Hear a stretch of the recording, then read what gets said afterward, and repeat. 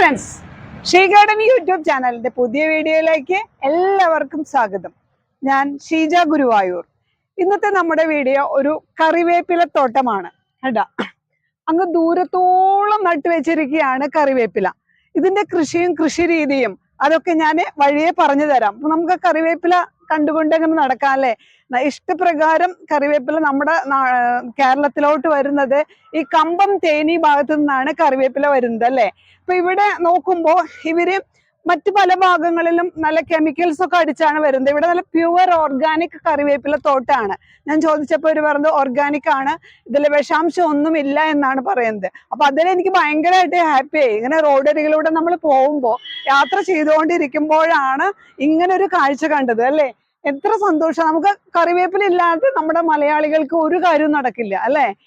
എല്ലാ ഔഷധത്തിനായാലും തലയിൽ എണ്ണ കാച്ചാനായാലും ഫുഡ് കഴിക്കാനായാലും എല്ലാത്തിനും മസ്റ്റാണ് കറിവേപ്പില.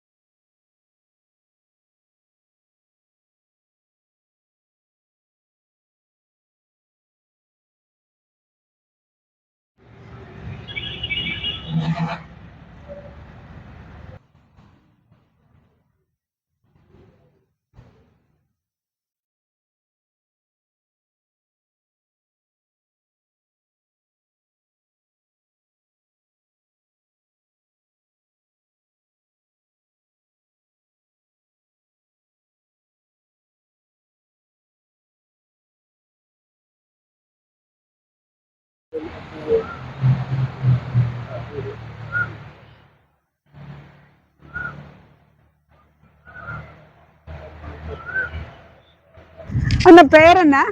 ചെല്ലയ്യ.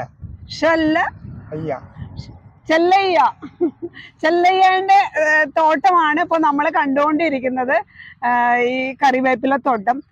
ഇതിന് എവ്വളോ കൃഷി ഇരിക്കേങ്ക? ആ, കറിവേപ്പില മട്ടും താനാ?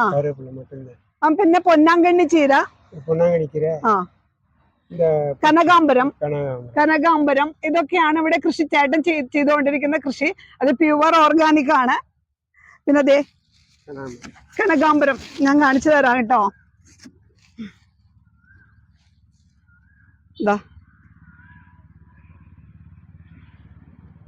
ഇതാണ് കനകാംബരം. ഒക്കെ ഫ്രഷ് പൂക്കളാട്ടോ. വീട് ഇങ്ങ இருக்குதா? പക്കത്തിൽ താനാ? ആ, ചേട്ടന്റെ ചെല്ലയ്യ ചേട്ടന്റെ വീട് പക്കത്തിൽ ഇരിക്കത്. ரொம்ப നല്ല കൃഷിക്കാരൻ താനാ ഉങ്ങള്? ആ, നല്ല കർഷകനാണെന്നാ പറയുന്നത്. അത് നല്ല ഓർഗാനിക് ആയിട്ടാണ് ചെയ്യുന്നതെന്നും എൻ്റെ അടുത്ത് പറഞ്ഞു. വിഷാംശം ഒട്ടുമില്ലാത്ത കറിവേപ്പിലയും അതുപോലെ തന്നെ ഈ പൂച്ചെടികളും പൊന്നാങ്കണ്ണി ചീരയും ഒക്കെ ഭയങ്കര ഡിമാൻഡാണ് ഈ ഭാഗത്ത്. ചേട്ടൻ്റെ അടുത്ത് നിന്ന് ആളുകൾ വാങ്ങുന്നതും പുറത്തേക്ക് അയക്കുന്നതും. അപ്പൊ ഇനി ഒരു കിടുക്കാച്ചി വീഡിയോയുമായി ഞാൻ അടുത്തന്നെ തിരിച്ചു വരാം. അതുവരേക്കും ടാറ്റാ.